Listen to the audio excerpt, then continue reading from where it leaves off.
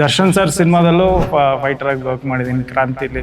So ಆ ಥರ journey start ಆಗಿದ್ದು. ರಿಹ್ಯಾಬಿಲೇಷನ್ ಸೆಂಟ್ರಲ್ ಲೈವ್ ಆಗಿ ಶೂಟ್ ಮಾಡಿದ್ದೀರಾ ಅಂತ ಕೇಳಿದೆ. ಅಲ್ಲಿದ್ದ ಆರ್ಟಿಸ್ಟ್ಗಳೆಲ್ಲ ಅವರು ರಿಯಲ್ ರಿಹ್ಯಾಬಿಗೆ ಬಂದಿರೋ ಪೇಷಂಟ್ಸ್ ಅಂತ. ಫಸ್ಟ್ ಥಿಂಗು ಅದೇ ಇಂಡಿಪೆಂಡೆಂಟ್ ಪ್ರೊಡ್ಯೂಸರ್ನ ಹುಡುಕೋದು ತುಂಬ ಕಷ್ಟ ಇತ್ತು.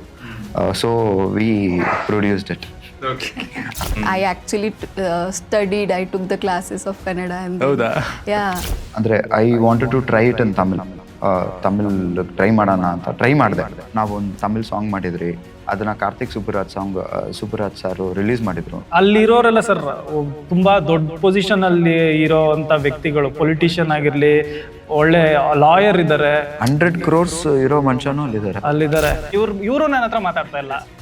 ಹೌದು, ಯಾರು ಮಾತಾಡ್ತಾ ಇಲ್ಲ. ಟೆಕ್ನಿಷಿಯನ್ಸು ಕ್ಯಾಮ್ರಾ ಇಲ್ಲಿ ನೀವು ಹೋಗಿ ಹೋಗಿ ಹೋಗಿ ನಾವು ಶೂಟ್ ಮಾಡ್ತೀರಿ ಅಂತ ಬಿಟ್ಬಿಟ್ಟಿದ್ರು.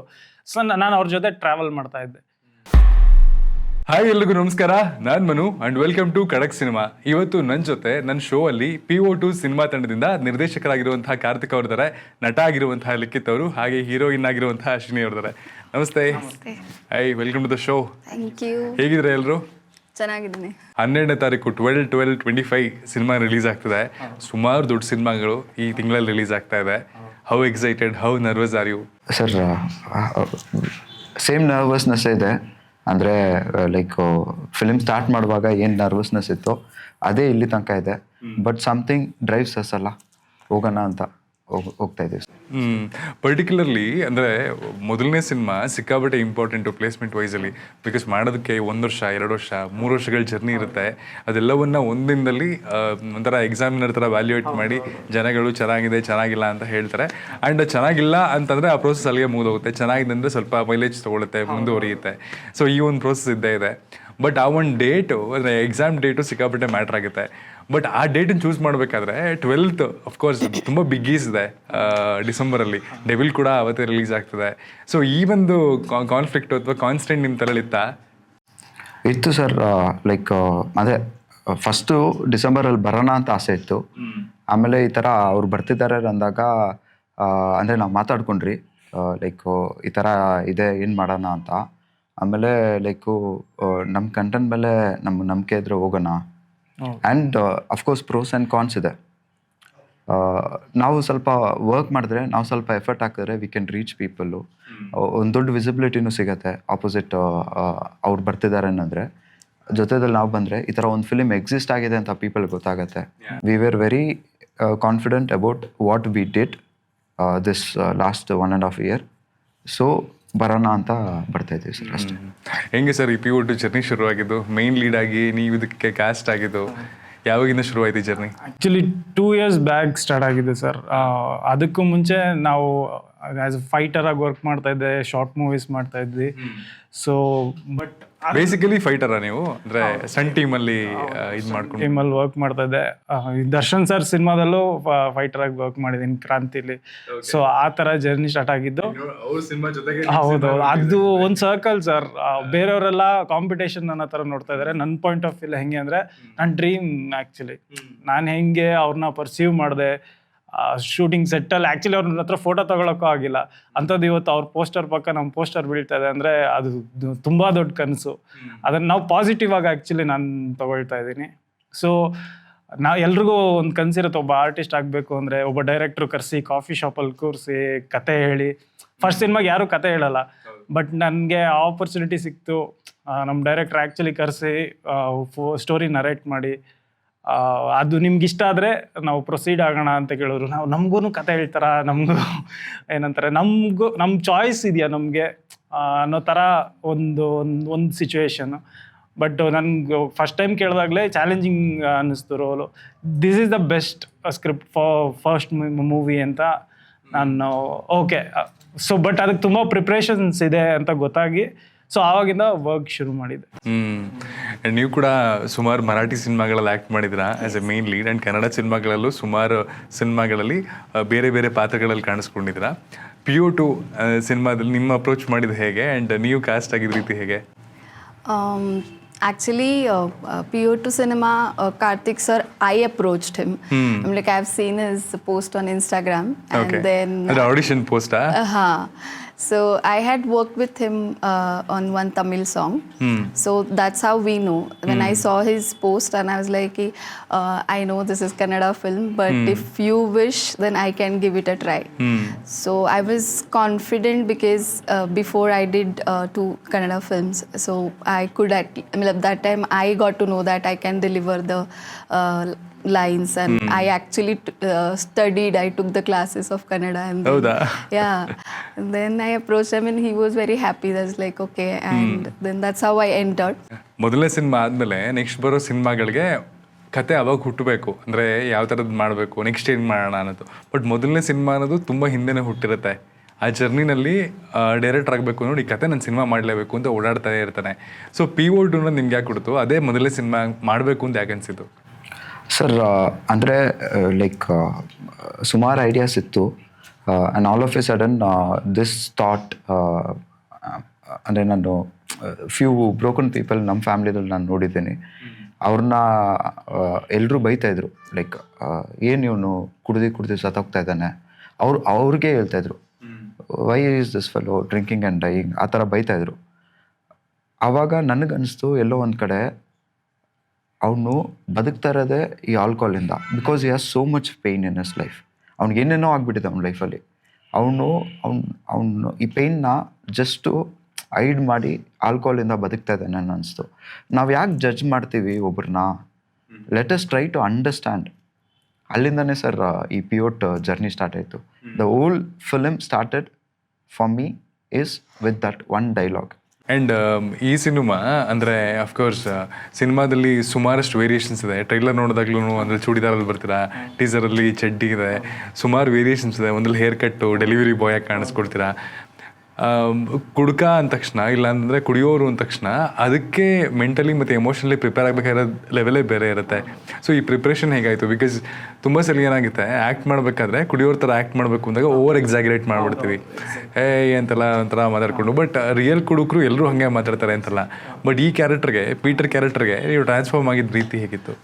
ಆ್ಯಕ್ಚುಲಿ ಏನಂದರೆ ಅದಕ್ಕೆ ಅದ್ರ ಪ್ರಿಪ್ರೇಷನ್ ನಾವು ಇವರೇ ಒಂದು ಟಾಸ್ಕ್ ಕೊಟ್ಟಿದ್ರು ಸರ್. ಆ್ಯಕ್ಚುಲಿ ಏನಂದರೆ ಬಾರ್ಗೆ ಹೋಗ್ಬಿಟ್ಟು ಡೈಲಿ ವಾಚ್ ಮಾಡಬೇಕು, ಅಟ್ಲೀಸ್ಟ್ ವೀಕೆಂಡ್ಸಲ್ಲಿ ಹೋಗ್ಬಿಟ್ಟು ಅವ್ರು ಹೆಂಗೆ ಬಿಹೇವ್ ಮಾಡ್ತಾರೆ. ಬಿಕಾಸ್ ಪ್ರತಿಯೊಬ್ಬರು ಒಂದೇ ಥರ ಬಿಹೇವ್ ಮಾಡಲ್ಲ. ನಾವು ಈಗ ಸಿನಿಮಾದಲ್ಲಿ ಕಾಮಿಡಿಯನ್ಸ್ ಮಾಡೋದನ್ನ ನೋಡಿರ್ತೀವಿ, ಎಂಜಾಯ್ ಮಾಡ್ತೀವಿ. ಬಟ್ ಈ ಕ್ಯಾರೆಕ್ಟ್ರು ಹಂಗೆ ಬಿಹೇವ್ ಮಾಡೋಂಗಿಲ್ಲ. ಎಕ್ಸಾಕ್ಟ್ಲಿ ಅವ್ನು ಕುಡಿದ್ರೆ ಎಷ್ಟು ಮಟ್ಟಿಗೆ ಅವ್ನು ಕುಡ್ದಿದ್ದಾರೆ, ಆ್ಯಕ್ಟು ಮಾಡಬೇಕು, ಅವ್ನು ರಿಯಾಕ್ಟು ಮಾಡಬೇಕು, ಪ್ರತಿಯೊಂದು ಸಿಚುವೇಶನ್ ಡೆಲಿವರಿ ಮಾಡಬೇಕು. ಬಟ್ ಎಲ್ಲನೂ ಏನಂತಾರೆ ತೂರಾಟ್ಕೊಂಡೇ ಮಾಡೋಕ್ಕಾಗಲ್ಲ. ಸೊ ಆ ಬ್ಯಾಲೆನ್ಸ್ ತಿಳ್ಕೊಳ್ಳೋಕ್ಕೋಸ್ಕರ ಹೋಗಿ ತುಂಬ ದಿನ ಅಬ್ಸರ್ವ್ ಮಾಡಿದ್ದೀನಿ. ಸೊ ಅದು ಹೆಲ್ಪ್ ಆಗಿದೆ ಆ್ಯಕ್ಚುಲಿ. ಇಲ್ಲಿ ಎಲ್ಲೂ ನಮಗೆ ಏನಂತಾರೆ ಫೇಕ್ ಕಾಮಿಕ್ ಆಗಾಗಲಿ ಎಕ್ಸಾಜರೇಟ್ ಮಾಡಿ ಆ ಥರ ಪರ್ಫಾರ್ಮೆನ್ಸ್ ಇವ್ರು ಒಪ್ಪೋದು ಇಲ್ಲ ನಮ್ಮ ಡೈರೆಕ್ಟರ್ ಆ್ಯಕ್ಚುಲಿ. ಬಿಕಾಸ್ ಇವ್ರ ಹತ್ರ ಕೆಲಸ ಮಾಡೋದು ಹೆವಿ ಕಷ್ಟ. ಬಿಕಾಸ್ ಅವರು ಆನ್ ಪಾಯಿಂಟ್ ಇದೆ ಅಂದರೆ ಮಾತ್ರನೇ ಶಾರ್ಟ್ ಓಕೆ ಆಗ್ತಾ ಇದ್ದಿದ್ದು. ಸೊ ನಾವು ಅದಕ್ಕೂ ಮುಂಚೆ ರಿಹರ್ಸಲ್ಸ್ ಮಾಡಿ, ವಿತೌಟ್ ರಿಹರ್ಸಲ್ಸ್ ನಾವು ಯಾವತ್ತೂ ಶೂಟ್ ಮಾಡೇ ಇಲ್ಲ. ಆ್ಯಂಡ್ ಮರಾಠಿ ಫಿಲಮ್ಸಲ್ಲೂ ವರ್ಕ್ ಮಾಡಿದ್ರಾ, ಈಗ ಕನ್ನಡದ ಒಂದು ಫಿಲಮಲ್ಲಿ ಫುಲ್ ಫ್ಲೆಜ್ ಹೀರೋಯಿನ್ ಆಗೋ ವರ್ಕ್ ಮಾಡಿದ್ರಾ. What are the major technical differences, ಅಥವಾ ಎರಡೂ ಇಂಡಸ್ಟ್ರಿನಲ್ಲೂ ವರ್ಕ್ ಮಾಡಬೇಕಾದ್ರೆ ನೀವು ಕಂಡಂತಹ ಚೇಂಜಸ್ ಏನು? I can't compare both, but I would like to say few things about Kannada industry. Basically, the kind of content these days coming out, so rooted, technically very strong, emotionally powerful content.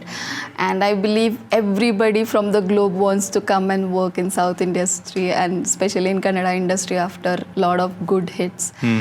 So my reason is different because I started, like my debut film is Kannada. So Karnataka is very close to me as I studied here. And post that I'm working here, so that's I mean, like, I've got so much love, I've got warm welcome by Kannada people. So now I don't feel like going back. Even if I go home, I miss Bangalore. So that's how I started, and I would want to work more in the industry. Sir, independent film ಮೇಕರ್ಸ್ಗೆ ಎರಡು ದೊಡ್ಡ challenge ಬರುತ್ತೆ. ಒಂದು ಸಿನಿಮಾಗೆ ಪ್ರೊಡ್ಯೂಸರ್ನ ಹುಡುಕೋದು, ಇನ್ನೊಂದು cinema ready ಆದಮೇಲೆ ಅದನ್ನು release ಮಾಡೋದು. ಸಿನಿಮಾ ಮಾಡೋದಕ್ಕಿಂತ ರಿಲೀಸ್ ಮಾಡೋದು ಕಷ್ಟ ಅಂತ ಅಫ್ಕೋರ್ಸ್ ತುಂಬ ಜನ ಡೈರೆಕ್ಟರ್ಸ್ ಮಾತಾಡಿರ್ತಾರೆ. ಈ ಎರಡನ್ನು ನೀವು ಹೇಗೆ ಎಕ್ಸ್ಪೀರಿಯನ್ಸ್ ಮಾಡಿದ್ರೆ? ಫಸ್ಟ್ ಥಿಂಗು ಅದೇ ಇಂಡಿಪೆಂಡೆಂಟ್ ಪ್ರೊಡ್ಯೂಸರ್ನ ಹುಡುಕೋದು ತುಂಬ ಕಷ್ಟ ಇತ್ತು. So we produced it.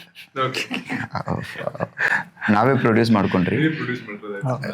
ಹೌದು ಹೌದು. ಈ ಫಿಲಿಮ್ ನಾನು ಬರೆದ್ಬಿಟ್ಟು ಸುಮಾರು ಕಡೆ ಅಂದರೆ I wanted to try it in Tamil try ಮಾಡೋಣ ಅಂತ ಟ್ರೈ ಮಾಡಿದೆ. ಅಲ್ಲಿ ಸ್ವಲ್ಪ ಪ್ರೊಡ್ಯೂಸರ್ಸ್ ಗೊತ್ತು.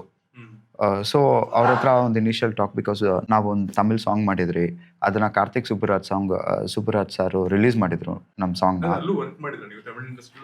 ಅಂದರೆ ನಾವು ಇಲ್ಲೇ ಸಾಂಗ್ ಮಾಡಿದ್ರಿ ಒಂದು ಸಾಂಗು, ಅದು ಬಂದ್ಬಿಟ್ಟು ಕಾರ್ತಿಕ್ ಸುಬ್ಬರಾಜ್ ಸರ್ ರಿಲೀಸ್ ಮಾಡಿದ್ರು. ಅವತ್ತು ಲಾಟ್ ಆಫ್ ಪ್ರೊಡ್ಯೂಸರ್ಸ್ ಇದ್ರು, Tamil producers. So they know me.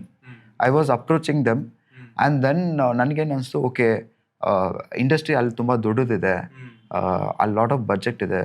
So ನಾನು ಇನ್ನೂ ಏನಂದರೆ ಪ್ರೂವ್ ಮಾಡಬೇಕು. ನಾನು ಪ್ರೂವ್ ಮಾಡಿದ್ರೆ ಅಟ್ಲೀಸ್ಟ್ ಹೋಗ್ಬೋದು. ಸರಿ, let me produce this film ಅಂತ I started this film. And your second ಕ್ವಶನ್ನು, ರಿಲೀಸಿಂಗ್ ಸ್ಟಾರ್ಟ್ ಮಾಡಿದ್ದೀವಿ, ರಿಲೀಸ್ ಮಾಡಲೇಬೇಕಲ್ಲ.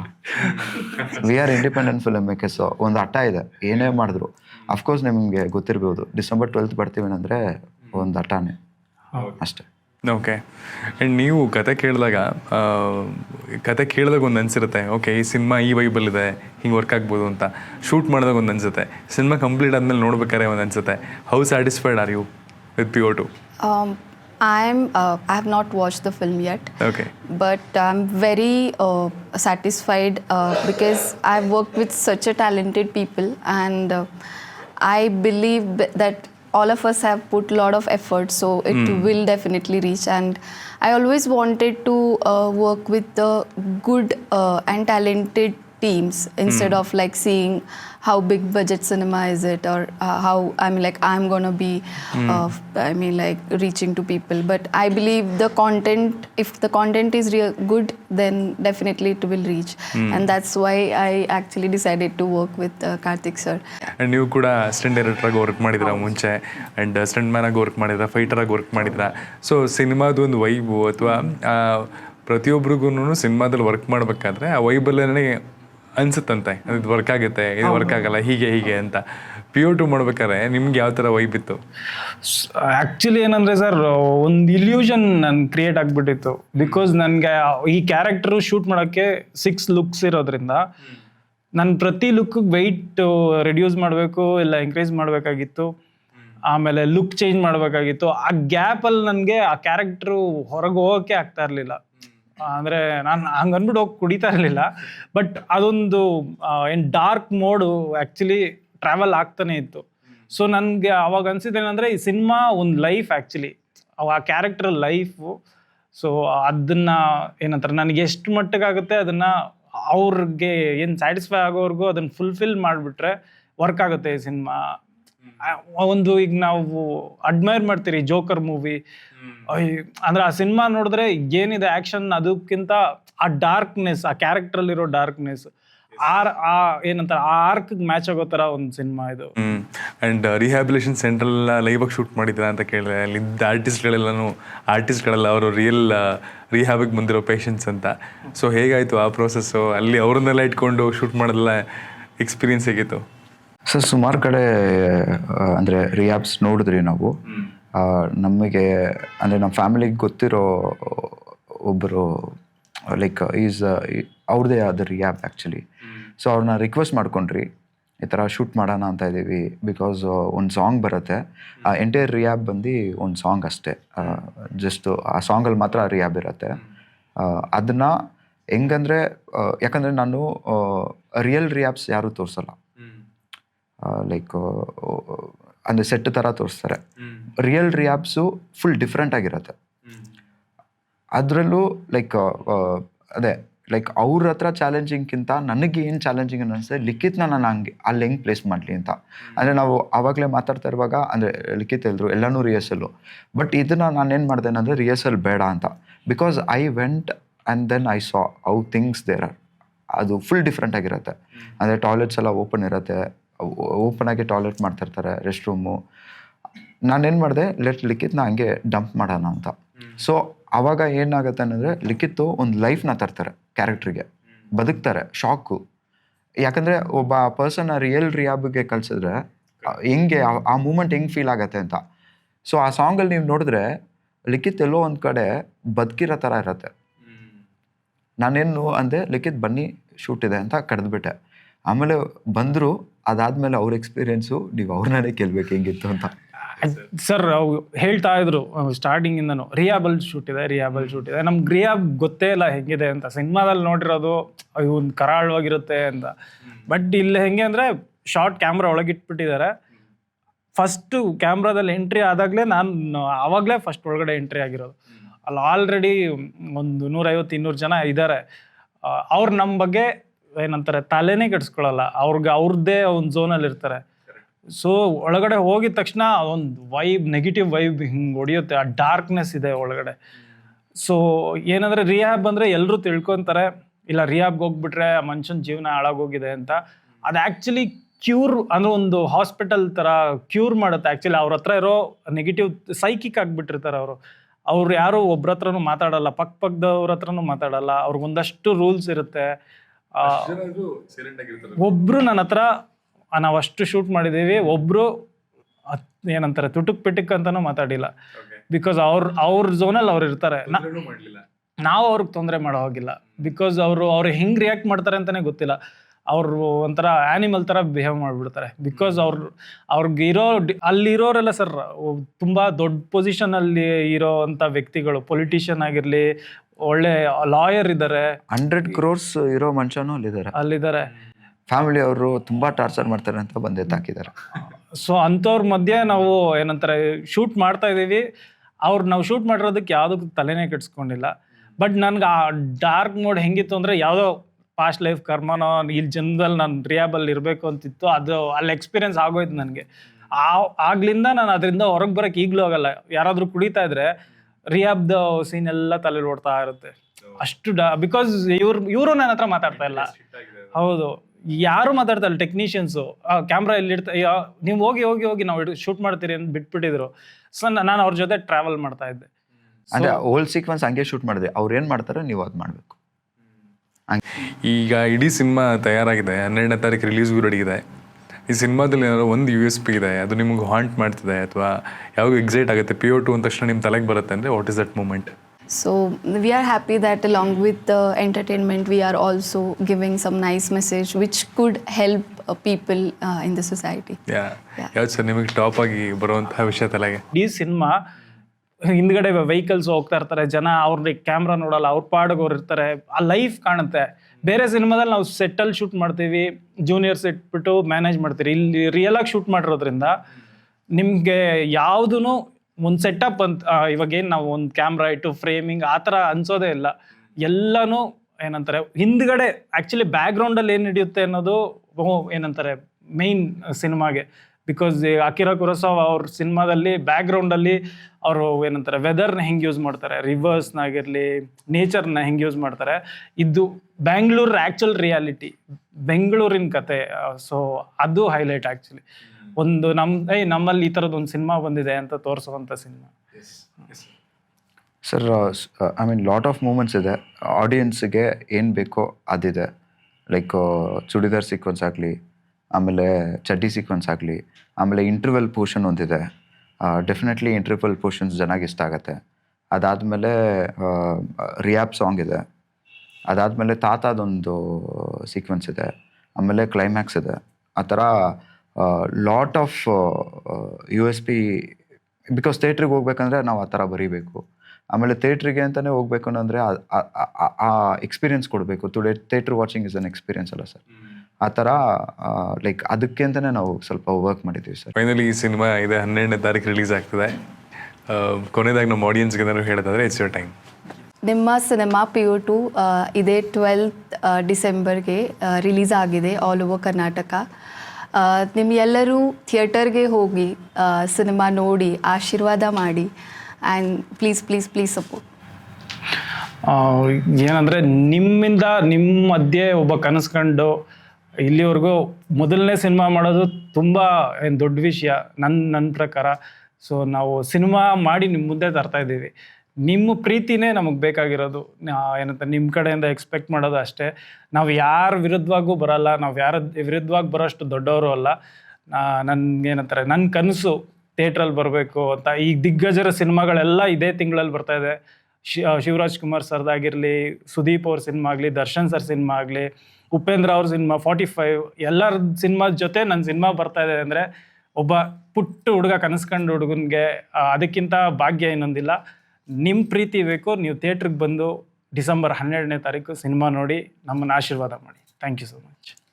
ಡಿಸೆಂಬರ್ 11 ಡೆವಿಲ್ ರಿಲೀಸ್ ಆಗ್ತಿದೆ, ಹೋಗಿ ನೋಡಿ. ಡಿಸೆಂಬರ್ 12 ಪಿಯೋಟ್ ರಿಲೀಸ್ ಆಗ್ತಿದೆ, ದಯವಿಟ್ಟು ಬಂದು ನೋಡಿ. ನೀವು ನೋಡೋ ತನಕ ನಾವು ಬಿಡೋದಿಲ್ಲ, ಕಂಟಿನ್ಯೂಸ್ ಆಗಿ ಹೇಳ್ತಾನೆ ಇರ್ತೀವಿ. ಈ ಥರ ಒಂದು ಫಿಲಿಮ್ ಇದೆ, ಪಿಯೋಟ್ ಇದೆ, ಬಂದು ನೋಡಿ. ಥಿಯೇಟರ್ಸಲ್ಲಿಲ್ಲ ಅಂದರೂ OTTದಲ್ಲೂ ನೋಡಿ ಅಂತ ಹೇಳ್ತೀವಿ. ಸೊ ನೀವು ನೋಡೋ ತನಕ ನಿಮ್ಗೆ ಬೇರೆ ಏನೂ ಆಪ್ಷನ್ ಇಲ್ಲ. ಒಬ್ಬ ಹಾನೆಸ್ಟ್ ಫಿಲ್ಮ್ ಮೇಕರ್ಗೆ ಇರಬೇಕಾಗಿರುವಂತಹ ಒಂದು ಬೇಸಿಕ್ ಕ್ವಾಲಿಟೀಸ್ ನಿಮ್ಮಲ್ಲಿದೆ. ತುಂಬ ಒಳ್ಳೇದಾಗಲಿ ನಿಮಗೆ. Very all the best. ಈ ಸಿನಿಮಾದಿಂದ ಇನ್ನಷ್ಟು ಒಳ್ಳೆ ಆಪರ್ಚುನಿಟೀಸ್ಗಳು ಬರಲಿ. ಒಳ್ಳೊಳ್ಳೆ ಸಿನಿಮಾಗಳನ್ನ KFIಗೆ ಕೊಡ್ತಾ ಇರಿ. Thank you.